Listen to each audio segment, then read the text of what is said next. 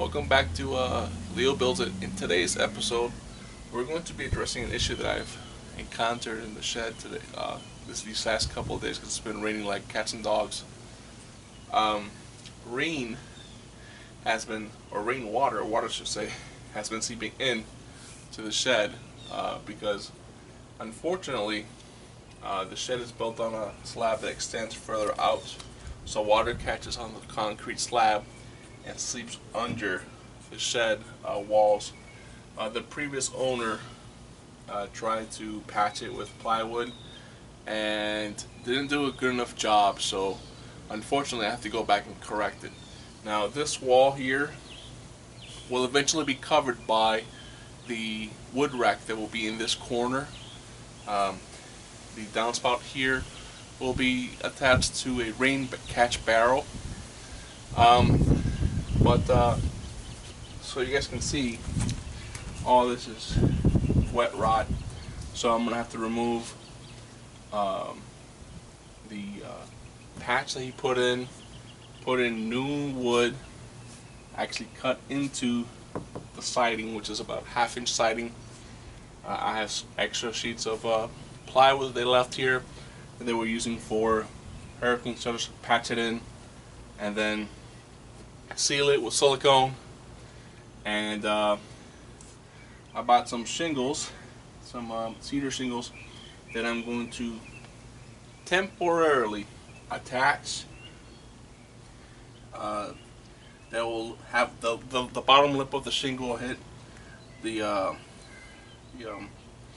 foundation of the shed, and it'll be attached so that way when water comes down, instead of coming here and hitting this ledge and pulling behind the wood, it'll go straight down, and I'll have a row of shingles up here to deflect the water, and then the water down here that will hit on this patch that will sit in here will get deflected by the shingles at the bottom. Hopefully enough water will be deflected so that way it doesn't continue to seep under the shed. Now on the opposite side, as you guys can see here, for the perpendicular side of the corner, you can see that I'm going to use the extra piece of PVC I have here for the conduit. I should say. I'm going to use this as a pointer. So here, along this edge, the wood has started to split. There was no silicone to hold it in place and make it watertight. All this is wet rot down here, and then all on this edge here, it's the grass comes up to the wood, and I'm gonna need to dig a small ditch so that I can get a gutter in there. And I understand that a gutter on the ground is pointless, but just enough to keep the rain away from the wall, which is what I want to do. And then I bought some grade D utility shingles, and I'm going to reshingle. So I'm going to shingle this side of the wall because this will remain bare. Then the new wood rack will start at the corner of the shed and work in towards the house.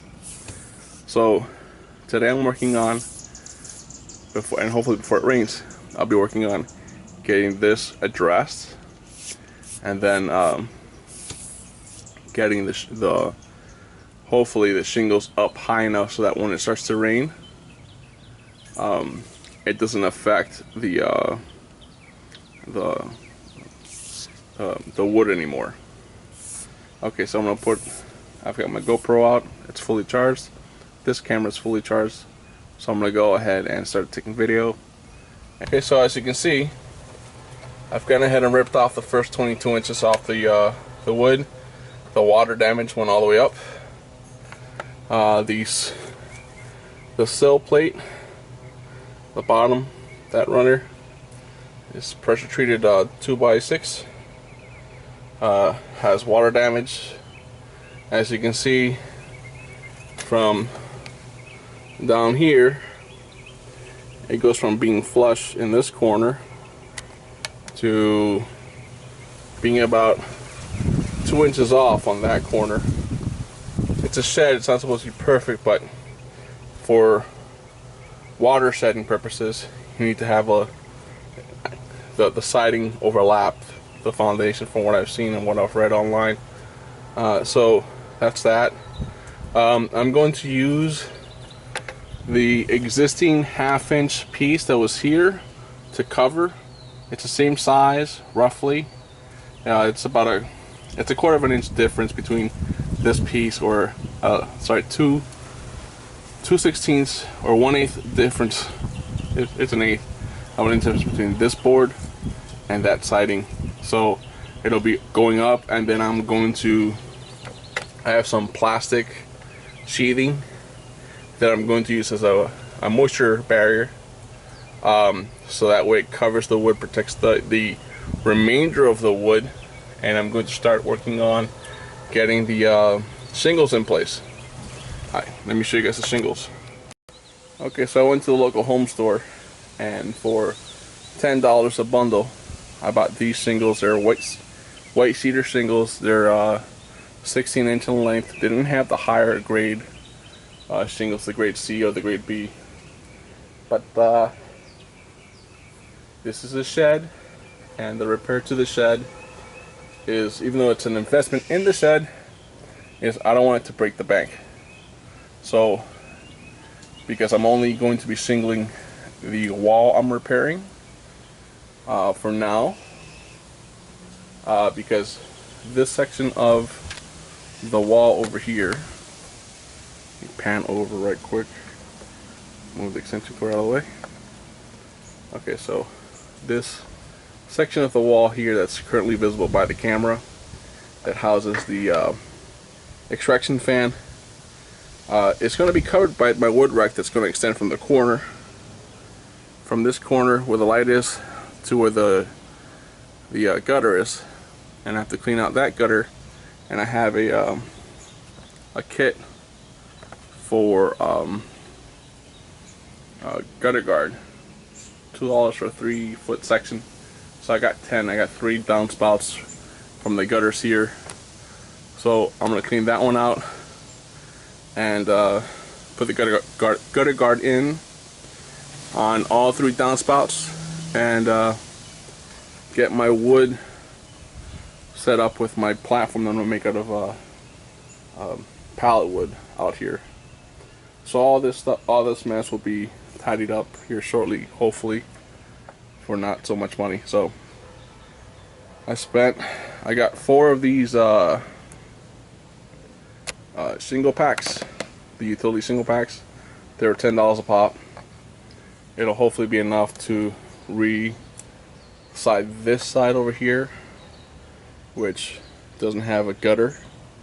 Doesn't really need a gutter, but the overhang needs to be fixed, and I don't have time for that right now. So I'm gonna go from, hopefully be able to go from about where the foundation is, maybe 4 feet high if I'm lucky, and then I gotta use some plastic tarps to cover the rest of the wood up while I go get more. Hopefully this won't rain early. I can hear the thunder and the thunder creaking in the background. So that pile of wood is my scrap pile. That's my burn pile. Every carpenter has a burn pile.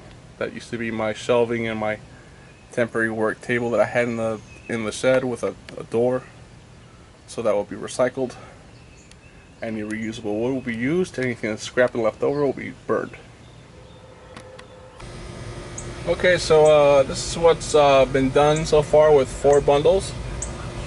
As you can see, all the way down to the bottom, all the way down to the end, and roughly about a 4.5, 5 foot run. The wood that this is being mounted to is not straight, and therefore there's a wave, you can see. And then I'm just eyeballing the shingle, so sometimes the reveal is 4 inches, maybe 4.5 inches. So I mean, this is just to cover the backside of my shed, so I'm not really concerned about how it looks only my neighbor will see this, and I don't think she'll complain because it's not her property. But again, I'm gonna go back to the home improvement store and get another 3 or so bundles, so I could maybe 4 more bundles, so I can get the cedar up to where that line is right there, that split, and then get a 1x2 or 1x3 to go across, and then under that